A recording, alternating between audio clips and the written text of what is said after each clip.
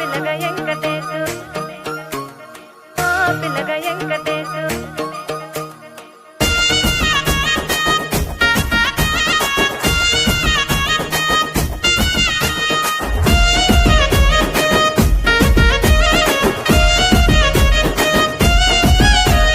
సిద్ధిరాల మనసు నాది చిన్నగా పోతుంటావో చూడక పోతుంటావో ఇంట్లో చిన్నదాన్ని నేను సిద్ధిరాల